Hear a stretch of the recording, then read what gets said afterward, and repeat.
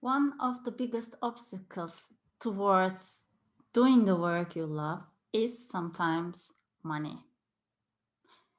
Well, it's not the money itself, but your relationship with money. At least it was for me. I don't know about you. In my case, it was an obstacle because finding another work would mean that I needed to experiment. I needed to try something new, which meant that I needed to find something I like and at the same time earn money with it. Not having the experience, how would I be able to earn money with it? And what can a work be without earning money? Can I earn money with something I love? I didn't know. The thing is, all the conversations around money made me uncomfortable. I felt insecure. Security for me meant that there was a constant incoming money. And I had that in my work. But I didn't have the joy. So all these explorations around money was difficult to pursue, and that delayed my journey of experimentation, of the search, and that made me feel stuck. Now, looking back, which I did, I reflected a lot about this and I've been sharing with you.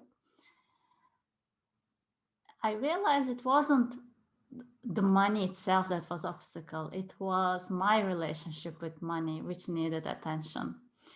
And now I still have my relationship problems, but I am willing to work on my relationship.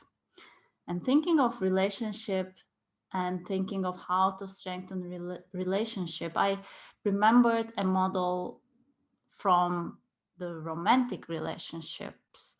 And this model is the sound relationship house, as you see on the screen. And that is developed by John Gottman for romantic relationships. It tells us what we need to pay attention to have strong relationships and what might be a place of attention for us to strengthen. And this, as the name tells, is a model that has the shape of a house, and it has different floors that is building blocks, and we need the bases and the upper floors to be able to come to the roof, and then we have two important building blocks that keep the house strong. And I think this model, although it's about romantic relationships, provide us important knowledge about our relationship with money. So let me walk you through this model first, and then I will connect it to the money. The relationship basis is having the love maps, building love maps. This means you having an understanding about the world of the other person.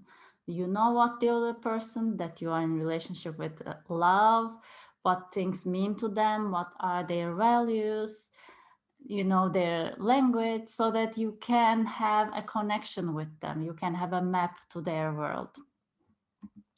The second layer or the floor of our house is shared fondness and admiration. Knowing their world, you are actually loving their world and them. And you are showing this fondness and admiration to the other person by telling things, by touching them, by acknowledging them, by doing something for them. So there's a certain showing of your fondness and admiration. Having gone through these two steps, now we come to the third. It's turning towards instead of away. There is an invitation to conversation from the other person. And this invitation to conversation can be with words, but it also can be nonverbal. And sometimes it's not even an invitation, but it's what the other person is experiencing that you notice. Here, when you notice, you hear, you see, you notice, you can turn towards that person, or you ignore or turn away. But what keeps the relationship strong is turning towards instead of away. Imagine that you are passing in a corridor and you see your partner in the bathroom looking at the mirror with worried eyes. If you notice this, you can pause and go to the bathroom and ask, what are you feeling, darling? What's going on? I noticed that you are upset, or something like this. It's about these moments, using these moments to connect, to turn towards. Now we are going to the fourth floor, and here, based on all the three levels, we have a perspective about our relationship. And it's about the proportion of positive versus negative experiences that you have in the relationship. You develop a perspective.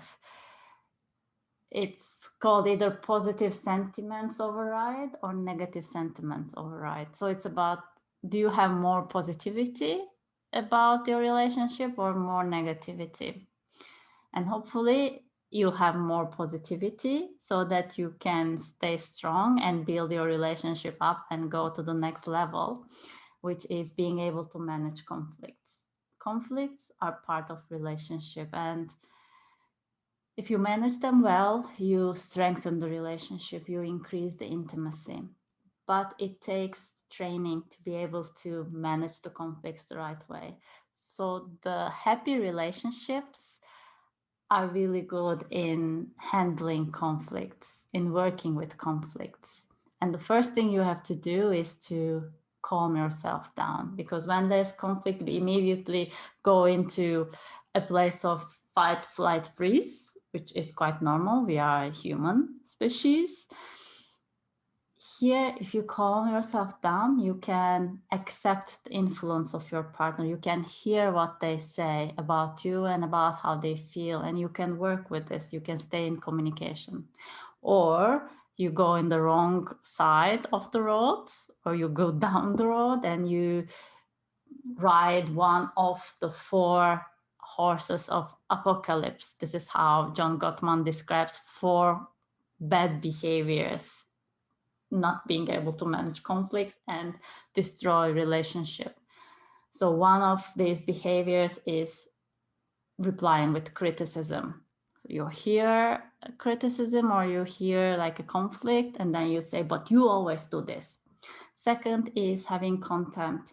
Oh, the poor baby, again, very upset. So you are diminishing, you are not respecting. The third is being defensive. Yeah, but you don't see how tired I am, and you are coming and complaining this to me.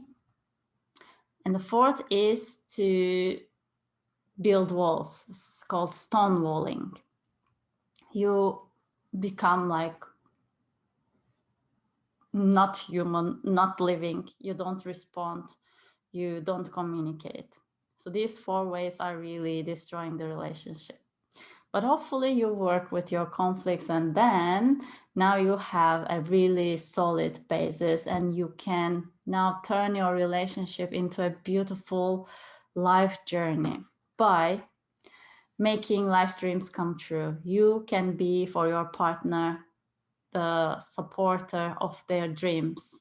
You can invest your time, energy into building your partner's dreams, and they will do it for you. And on top, you together will create a shared meaning. Now your relationship is more than individuals coming together.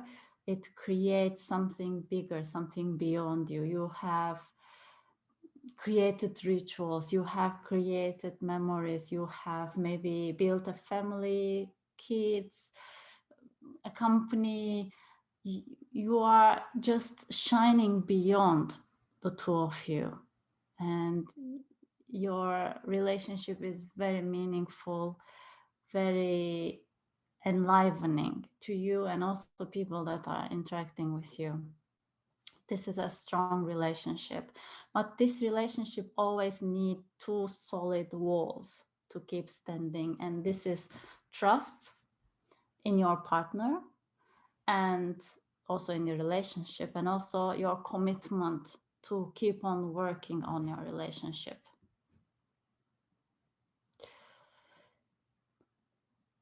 That was the model, the sound relationship house that was developed for strengthening romantic relationships. But our topic was my relationship with money, or better, your relationship with money. How do we use this model for money? I think we can. And for me, let's go back. For me, it started with building love maps. I didn't know how money worked. I avoided everything around money. So I didn't have any basis about money. How about you? How much do you know about money? How much do you know what money values? What is the world of money? What money cares about? How money spends its time? So what is the world of money in general? And then what is your feeling towards money? How do you relate to money? What do you say about money? What do you do with money? In my case, I was feeling that money is a necessary evil. I needed money, but I would be better off without money existing in my life. I still have the same feelings, but I'm willing to work with them. And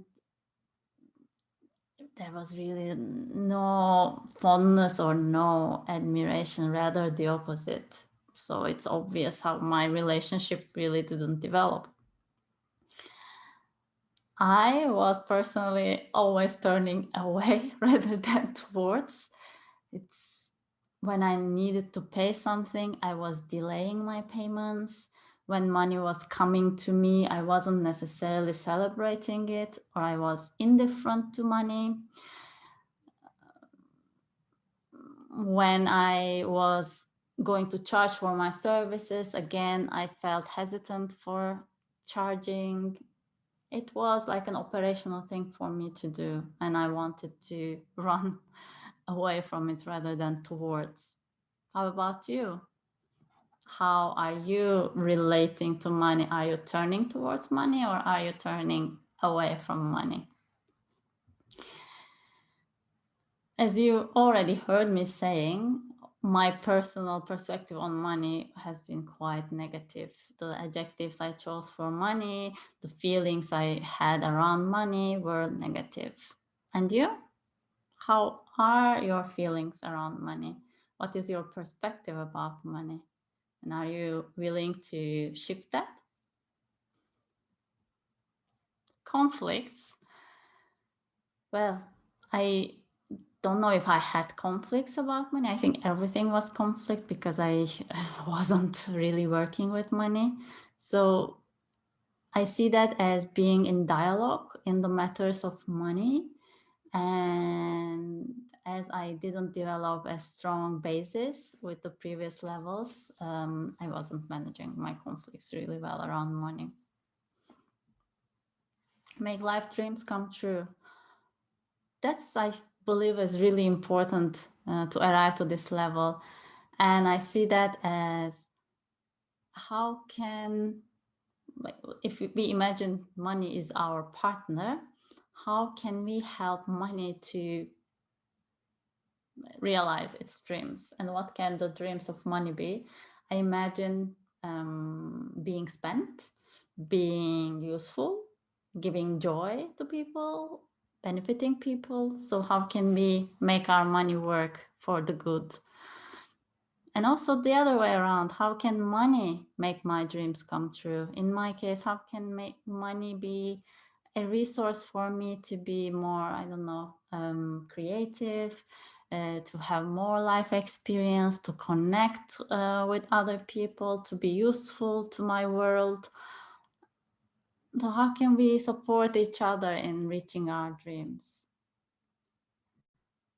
And creating a shared meaning together with money, how can we create something beyond our relationship? I think in this case, like when somebody creates a foundation, when somebody donates, maybe you create such a system that your relationship with money, or when you charge, somebody else also benefits from it, or your learnings around money actually benefits other people. So in my case, now that I am starting to relate more with money, I'm hoping that my journey is also useful to you. So maybe your journey will be useful to someone else, your relationship with money.